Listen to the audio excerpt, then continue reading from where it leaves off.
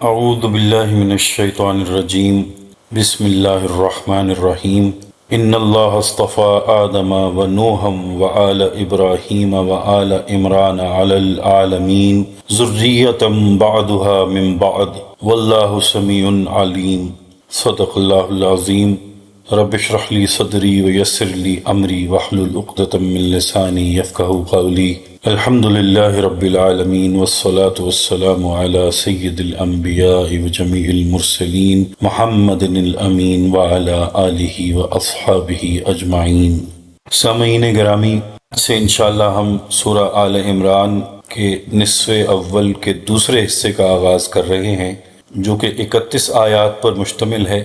اس حصے میں خطاب براہ راست نصارہ سے ہے، عیسائیوں سے ہے، اور انہیں بتایا گیا ہے کہ یہ جو تم نے حضرت عیسیٰ علیہ السلام کو معبود بنا لیا ہے اور تثلیث یا ٹرینٹی کا عقیدہ گھڑ لیا ہے، یہ سب باطل ہے۔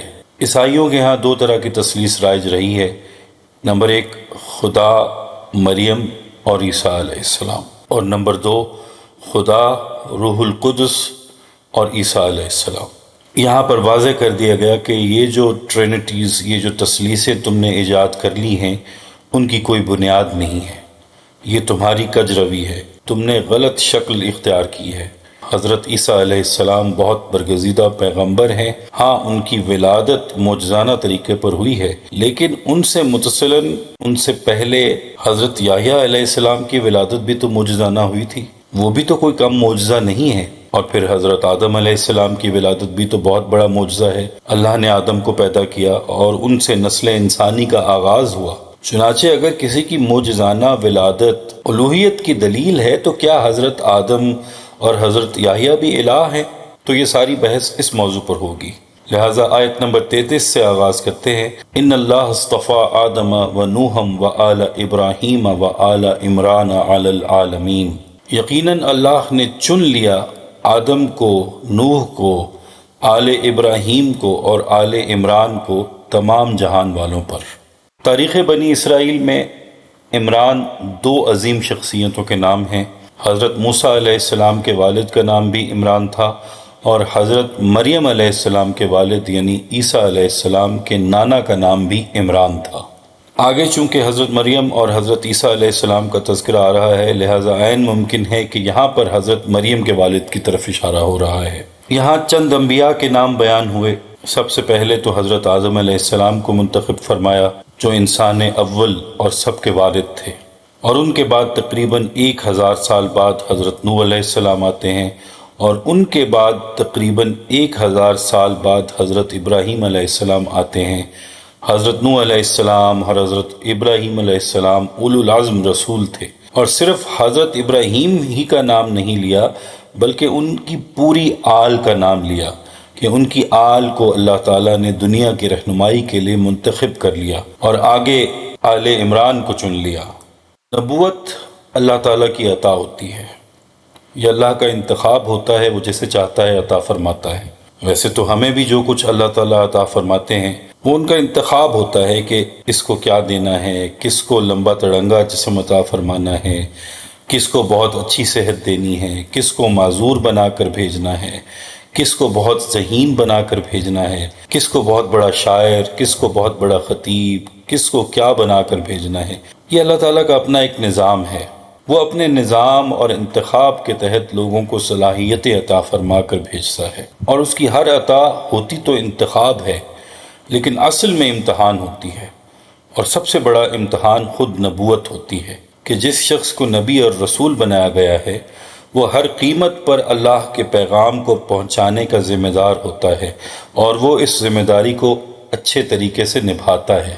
فرمایا ان لوگوں کو ہم نے پوری دنیا کی رہنمائی کے لیے منتخب کر لیا، اور فرمایا کہ اس سے بڑا کوئی منصب نہیں ہوتا، رسالت اور نبوت سے بڑا اس کائنات میں اللہ کی ذات کے بعد کوئی مقام نہیں ہوتا۔ اور اس طرح فرمایا کہ ان کی جو آگے اولاد ہوتی ہے اور اسی مشن کو پورا کرتی رہتی ہے، وہ بھی اس مقام و منصب پر قائم رہتی ہے، کیونکہ یہی لوگ نبوت کے جانشین ہوتے ہیں، اور یہ ایک دوسرے کی اولاد ہیں، جسمانی بھی اور روحانی بھی۔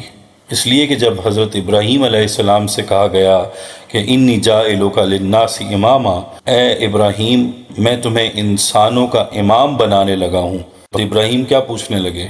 قال ومن ذریتی، اے اللہ پھر میری اولاد کے بارے میں کیا حکم ہے، ان کو بھی کیا آپ امام بنائیں گے؟ فرمایا ہاں، لیکن لا ینال عہد الظالمین، ان میں کوئی اگر ظالم نکلے تو میرا یہ وعدہ ان پر پورا نہیں ہوگا۔ اس عہد سے میں نے تجھے اور تیری اولاد کو امامت عطا کر دی، لیکن ان میں سے جو ظالم ہوں گے، حد سے گزرنے والے ہوں گے اور انبیاء کے حقیقی مشن کو پورا کرنے والے نہیں ہوں گے تو میرا یہ عہد ان کے لیے نہیں ہے، انہیں میں اس عہد سے نکال دوں گا۔ تو سب سے بڑا منصب رسالت اور نبوت ہے، اس کے بعد منصب ذریۃ بعدھا من بعد۔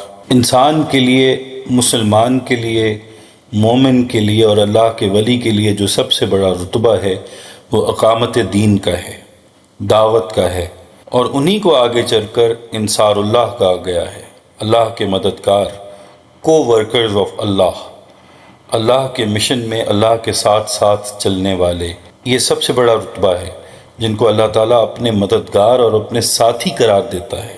دیکھیے، ایک ہوتا ہے دوست اور ایک ہوتا ہے مددگار۔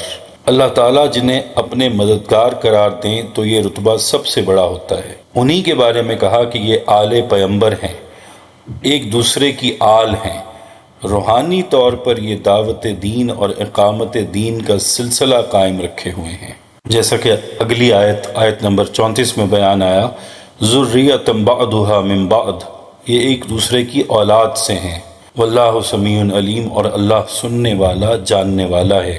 نبی کی آل اس کے مشن کو پورا کرنے والے لوگ ہوتے ہیں اور اس مشن میں ان کی مدد کرنے والے ہوتے ہیں، اللہ انہیں نبی کی آل قرار دیتا ہے، اور اللہ خوب سننے والا اور جاننے والا ہے۔ سماعت اور علم کا منبع اللہ تعالیٰ کی ذات ہے، وہ سنتا بھی ہے اور سناتا بھی ہے، وہ سنانے والا نہ بنے تو کوئی سننے والا نہ بنے، ہر ایک میں سننے کی صلاحیت رکھنے والا بھی وہی ہے، علم والا بھی وہی ہے، اور علم کی صلاحیت دینے والا بھی وہی ہے، اور علم پہنچانے والا بھی وہی ہے۔ وہ اگر علم لینے اور دینے کی صلاحیت نہ رکھے تو کوئی علم سیکھ نہ سکے، کوئی علم سکھا نہ سکے۔ وہ علیم ہے، سب سے بڑا علم رکھنے والا اور لوگوں تک علم پہنچانے والا۔ یوں سمجھیے کہ نبوت، رسالت، دعوت اور اقامت دین کے کام کی دو بنیادیں ہیں، سننا اور سنانا، جاننا اور علم کو آگے پہنچانا، اور فرمایا کہ یہ دونوں کام سمیع و علیم کے بس میں ہیں، وہ جس کو چاہتا ہے عطا فرما دیتا ہے۔ ایک اصولی بات کہنے کے بعد دو خاندانوں کا ذکر کر رہے ہیں کہ ہم جب دین کی دعوت کا کام اٹھاتے ہیں تو انسانوں میں سے کس طرح سے اٹھاتے ہیں اور لوگ کس طرح سے اس کام کو لے کر چلتے ہیں، تاکہ ایک نمونے کے طور پر بات سمجھ میں آ جائے۔ ایک تو ذکر ہو رہا ہے امرأۃ عمران، یعنی عمران کی بیوی کا، جیسا کہ آیت نمبر 35 میں بیان ہے، اذ قالت امرأۃ عمران ربی انی نذرت لک ما فی بطنی محررا، جب کہا عمران کی بیوی نے کہ اے میرے رب، جو بچہ میرے پیٹ میں ہے اس کو میں تیری ہی نظر کرتی ہوں، ہر ذمہ داری سے چھڑوا کر۔ عمران کی بیوی یعنی حضرت مریم علیہ السلام کی والدہ بہت ہی نیک، متقی اور زاہدہ تھیں۔ جب ان کو حمل ہوا تو انہوں نے اللہ تعالیٰ کے حضور یہ عرض کیا کہ پروردگار، جو بچہ میرے پیٹ میں ہے، جسے تو پیدا فرما رہا ہے، اسے میں تیری ہی نظر کرتی ہوں، ہم اس پر دنیاوی ذمہ داریوں کا کوئی بوجھ نہیں ڈالیں گے، اور اس کو خالصتاً ہیکل کی خدمت کے لیے، دین کی خدمت کے لیے، تورات کی خدمت کے لیے وقف کر دیں گے، ہم اپنا بھی کوئی بوجھ اس پر نہیں ڈالیں گے۔ انہیں یہ توقع تھی کہ اللہ تعالیٰ بیٹا عطا فرمائیں گے۔ محررن کے معنی ہے اسے آزاد کرتے ہوئے، یعنی ہماری طرف سے اس پر کوئی ذمہ داری نہیں ہوگی اور اسے ہم تیرے لیے خالص کر دیں گے۔ فتقبل منی، پس تو اس کو میری طرف سے قبول فرما، اے اللہ تو میری اس نظر کو شرف قبول عطا فرما، انک انت السمیع العلیم، یقیناً تو سب کچھ سننے والا، سب کچھ جاننے والا ہے۔ دیکھیں کیا جذبہ ہے کہ اللہ، میں اسے ہر دھندے سے آزاد کر کے تیرے دین کے کام اور جہاد اور دعوت و تبلیغ پر لگانے کی اے اللہ میں منت مانتی ہوں۔ اے اللہ تو میری اس خواہش کو قبول فرما لے کہ میرے پیٹ میں جو میرا بیٹا ہے وہ تیرے دین کا داعی بن کر اٹھے، تیرے دین کا بہت بڑا مبلغ، تیرے دین کو قائم کرنے والا ہو۔ اے اللہ میں یہ خواہش رکھتی ہوں اور یہ نظر مانتی ہوں، تو اسے قبول فرما لے۔ سننے والا تو ہے، جاننے والا بھی تو ہے، دعاؤں کو قبول کرنے والا اور یہ دیکھنے والا کہ دلوں میں کیا ہے تو ہی ہے، کہ سب جانتا ہے کہ بندہ کیا مانگ رہا ہے، کس لیے مانگ رہا ہے، تو سب جانتا ہے۔ اب اسی کے تسلسل میں آیت نمبر 36، فَلَمَّا وَضَعَتْهَا قَالَتْ رَبِّ إِنِّي وَضَعْتُهَا أُنْثَىٰ، تو جب اسے وضع حمل ہوا تو اس نے کہا اے میرے رب یہ تو میں ایک لڑکی جن گئی ہوں، یعنی میرے ہاں تو بیٹی پیدا ہو گئی ہے، میں تو سوچ رہی تھی کہ بیٹا پیدا ہوگا تو میں اس کو وقف کر دوں گی۔ اس وقت تک ہیکل کے خادموں میں کسی لڑکی کو قبول نہیں کیا جاتا تھا۔ واللہ اعلم بما وضعت، اور اللہ بہتر جانتا تھا کہ اس نے کیا جنا ہے، اسے کیا پتا تھا کہ اس نے کیسی بیٹی جنی ہے۔ وَلَيْسَ الذَّكَرُ كَالْأُنْثَىٰ، اور نہیں ہوگا کوئی بیٹا اس بیٹی جیسا۔ اب اس جملے کے دو معنی کیے گئے ہیں۔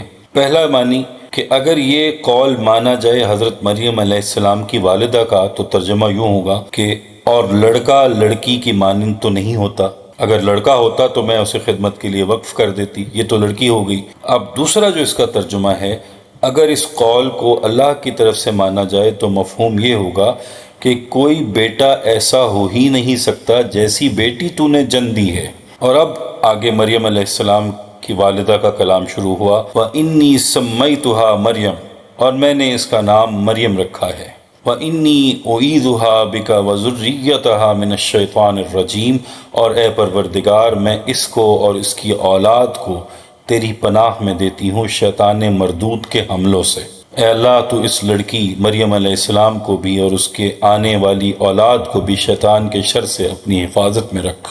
اور یہ جو الفاظ آئے ہیں کہ اللہ بہتر جانتا تھا کہ اس نے کیا جنا ہے، وہ دین کا کام کس حد تک کر سکتا ہے، تو حضرت مریم علیہ السلام کی والدہ نے کہا کہ اے اللہ میری نیت تو تھی کہ بیٹا ہوگا اور میں اسے تیرے راستے میں وقف کر دوں گی، اب یہ بیٹی ہے اسے بھی تیرے راستے میں وقف کرتی ہوں، اب تو جان اس سے کوئی کام لے سکتا ہے تو لے لے، اور میں نے بیٹی کا نام مریم رکھ دیا ہے، اور اے اللہ میں نے چونکہ اسے تیرے لیے اور تیرے دین کے لیے وقف کر دیا ہے، اس لیے اس کو اور اس کی پوری آل اولاد کو میں تیری پناہ اور تیری حفاظت میں دیتی ہوں شیطان کے فتنے سے، کہ شیطان اسے کسی فتنے میں نہ ڈال دے، اور جو میں نے اس کو تیرے راستے میں کام پر لگانے کا عہد کیا ہوا ہے اس عہد میں کہیں خرابی نہ آ جائے۔ اس کے بعد آیت نمبر 37، فَتَقَبَّلَهَا رَبُّهَا بِقَبُولٍ حَسَنٍ، تو قبول فرما لیا اس کو یعنی حضرت مریم علیہ السلام کو اس کے رب نے بڑی ہی عمدگی کے ساتھ، یعنی شرف قبول عطا فرمایا بڑی ہی خوبصورت انداز میں۔ وَأَنبَتَهَا نَبَاتًا حَسَنًا، اور اس کو پروان چڑھایا بہت اعلیٰ طریقے پر۔ وَكَفَّلَهَا زَكَرِيَّا، اور اس کو زکریا علیہ السلام کی کفالت میں دے دیا۔ حضرت زکریا علیہ السلام ان کے سرپرست مقرر ہوئے۔ حضرت زکریا علیہ السلام رشتے میں حضرت مریم علیہ السلام کے خالو تھے۔ اب چونکہ سیدنا مریم کے والد ان کی پیدائش سے پہلے ہی فوت ہو گئے تھے تو انہیں حضرت زکریا کی کفالت میں دے دیا گیا، اور انہوں نے حضرت مریم علیہ السلام کی کفالت اور تربیت کی ذمہ داری اٹھائی۔ آپ وقت کے نبی تھے اور اسرائیلی اصطلاح میں ہیکل سلیمانی کے کاہن اعظم یعنی چیف پریسٹ بھی تھے۔ کلما دخل علیہ زکریا المحراب، جب کبھی بھی زکریا ان کے پاس جاتے تھے محراب میں، وجد عندہا رزقا، تو ان کے پاس رزق پاتے۔ محراب سے مراد وہ گوشہ یا حجرہ ہے جو حضرت مریم علیہ السلام کے لیے مخصوص کر دیا گیا تھا۔ حضرت زکریا علیہ السلام ان کی دیکھ بھال کے لیے اکثر ان کے حجرے میں جاتے تھے، اور آپ جب بھی حجرے میں جاتے تو دیکھتے کہ حضرت مریم کے پاس کھانے پینے کی چیزیں اور بغیر موسم کے پھل موجود ہوتے تھے۔ بعض لوگوں کی رائے یہ بھی ہے کہ یہاں رزق سے مراد مادی کھانا نہیں بلکہ علم و حکمت بھی ہے، کہ جب حضرت زکریا علیہ السلام ان سے بات کرتے تھے تو حیران رہ جاتے تھے کہ اس لڑکی کو اس قدر حکمت اور اتنی معرفت کہاں سے حاصل ہو گئی ہے۔ قال یا مریم انا لک ھذا، وہ پوچھتے اے مریم تمہیں یہ چیزیں کہاں سے ملتی ہیں، یہ انواع و اقسام کے کھانے اور بے موسمی پھل تمہارے پاس کہاں سے آ جاتے ہیں، اور یہ علم و حکمت اور معرفت کی باتیں تمہیں کہاں سے معلوم ہوتی ہیں۔ قالت ہوا من عند اللہ، وہ کہتی تھیں کہ یہ سب اللہ کی طرف سے ہے، یہ سب اس کا فضل اور اس کا کرم ہے۔ ان اللہ یرزق من یشاء بغیر حساب، یقیناً اللہ تعالیٰ جس کو چاہتا ہے بے حساب رزق عطا فرماتا ہے۔ اب آگے آیت نمبر 38، ہنالک دعا زکریا ربہ، حضرت زکریہ علیہ السلام کو یہ مشاہدہ ہوا تو انہوں نے اسی وقت اپنے پروردگار سے ایک دعا کی، قال ربی ہب لی من لدنک ذریۃ طیبہ، انہوں نے کہا اے میرے رب تو مجھے بھی اپنی جناب سے کوئی پاکیزہ اولاد عطا فرما دے۔ یہ وہ موقع تھا جب حضرت زکریہ علیہ السلام سے رہا نہیں گیا اور انہوں نے اپنے رب کو پکارا اور دعا مانگی کہ اے اللہ یہ تو میری عزیزہ ہے، میری بھانجی ہے، میں اس کی تربیت کر رہا ہوں، تو نے اتنا کچھ اس کو عطا کیا ہے، اے اللہ مجھے ایسی ہی اولاد عطا فرما۔ یہ ایک رشک کی کیفیت تھی۔ تو حضرت زکریہ علیہ السلام نے اپنے رب کو پکارا۔ اب مزے کی بات یہ ہے کہ خود ہی پکارتے ہیں اور جب پکار کا جواب ملتا ہے تو حیران رہ جاتے ہیں کہ یہ بھی ہو سکتا ہے۔ یہ بھی ایک انسانی فطرت ہے کہ اللہ تعالیٰ سے مانگ لیا اور جب اللہ تعالیٰ دینے پر آیا تو کہنے لگے کیا یہ بھی ہو سکتا ہے۔ حضرت زکریہ علیہ السلام نے اپنے لیے صالح اولاد کی دعا تو کر دی اور آج جناب نے دیکھا نہیں کہ خود تو اولاد کے قابل ہی نہیں ہے، نہ آپ کی بیوی ہے، یہ یاد نہیں رہا اور دعا کر دی۔ دل میں خواہش آئی، ایک رشک پیدا ہوا اور دعا کے لیے ہاتھ اٹھ گئے۔ انک سمیع الدعا، یقیناً تو دعا کا سننے والا ہے۔ اور اس کے تسلسل میں آگے آیت نمبر 39 میں تبصرہ چل رہا ہے، فنادتہ الملائکۃ وہو قائم یصلی فی المحراب، تو فرشتوں نے انہیں ندا دی جبکہ وہ اپنے حجرے میں کھڑے ہوئے نماز پڑھ رہے تھے، ان اللہ یبشرک بیحییٰ، کہ اللہ تعالیٰ تمہیں بشارت دیتا ہے یحییٰ علیہ السلام کی، مصدقا بکلمۃ من اللہ، جو تصدیق کرے گا اللہ کی طرف سے ایک کلمہ کی، وسیدا وحصورا ونبیا من الصالحین، اور سردار ہوگا اور تجرد کی زندگی گزارے گا اور نبی ہوگا صالحین میں سے۔ اب دیکھیں جس شخص کی اللہ تعالیٰ اتنی تعریفیں کر رہے ہیں ان کے ساتھ لوگوں نے کیا حشر کیا۔ ایک بادشاہ کو ایک جشن کے موقع پر ایک طوائف پر پیار آ گیا اور اس کا ناچنا گانا اچھا لگا تو بادشاہ سلامت پوچھتے ہیں مانگو کیا مانگتی ہو؟ تو طوائف کہتی ہے مجھے یحییٰ کا سر تشت میں چاہیے، اور حضرت یحییٰ کو ذبح کر دیا گیا اور آپ کے سر کو اس طوائف کے آگے پیش کر دیا گیا۔ استغفر اللہ۔ انسان لرز کر رہ جاتا ہے کہ یہودیوں نے جلیل القدر انبیاء کے ساتھ کس قدر بھیانک اور ظالمانہ رویہ اختیار کیا۔